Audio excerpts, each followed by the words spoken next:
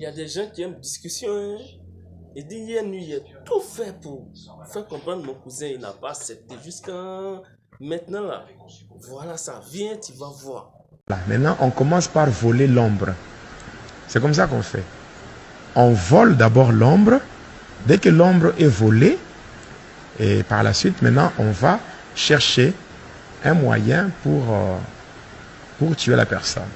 Bon, en fait, quand on va aller enterrer la personne, maintenant, la nuit, tous les sorciers qui étaient dans le complot, ceux qui ont orchestré la mort de la victime, vont se réunir au cimetière et ils vont entourer la tombe.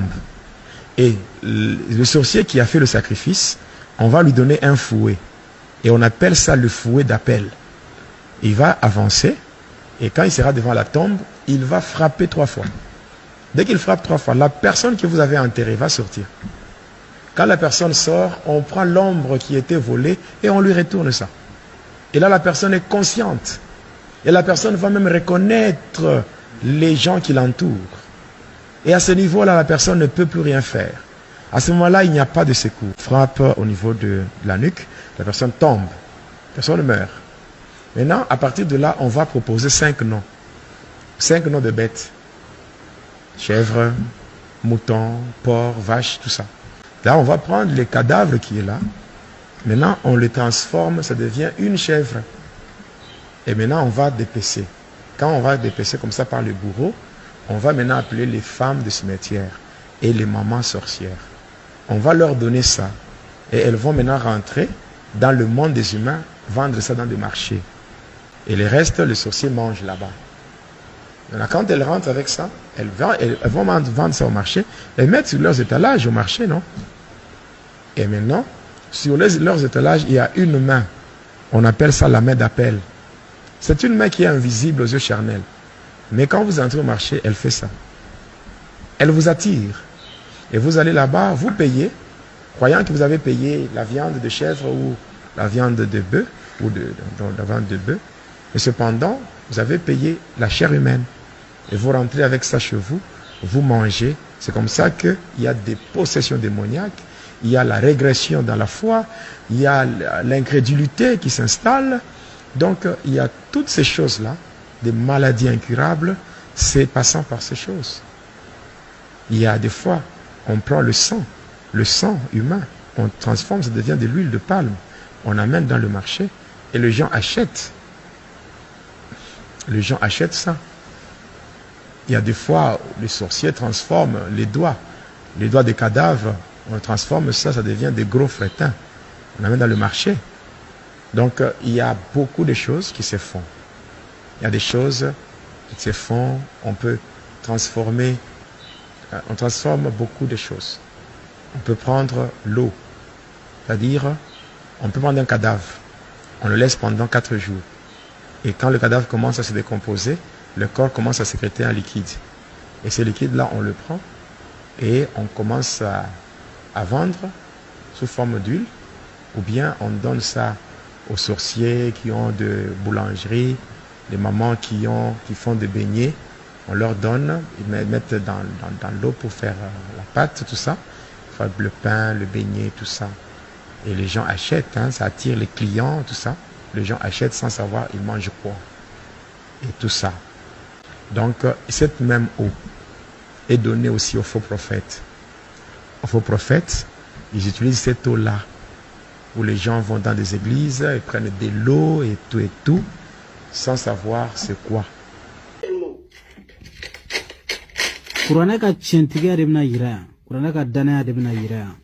Mɔgɔ ye ni video in aimé ka partager. Ɲinan san tɛ ban ni Ala ma koba dɔ k'i ye, I yɛrɛ ma sigi ni min ye. A y'a lajɛ dɛ, tasuma tɛ sɔn ka minɛ, tasuma tɛ sɔn ka jeni, tasuma tɛ sɔn ka jeni. A yɛrɛ bɛna ye, a bɛ segin, a bɛ tila k'a bila a kɔnɔ ye ten. A tɛ jeni, a y'a lajɛ ba ye. A yɛrɛ ko a mɛnɛna, a ma mɛnɛ, a tɛ jeni. Mɔgɔ ye ni video in aimé k'a partager, Ala bɛ koba dɔ k'i ye, I ma sigi ni koba min ye, ɲumanw na. Fo Ala k'i laja. Lagi. Oh ya, black no. Okay.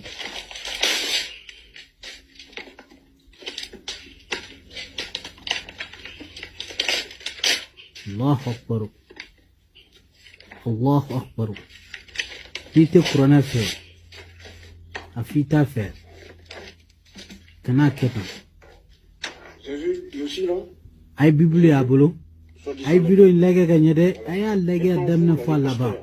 Les bishops, archibishops, je sais même pas comment on peut vous appeler. Dites-moi, où sont les versets qui prouvent que votre gars là, votre Jésus, il est blanc aux yeux bleus. Où sont les versets et les chapitres? Montrez-moi, montrez-nous.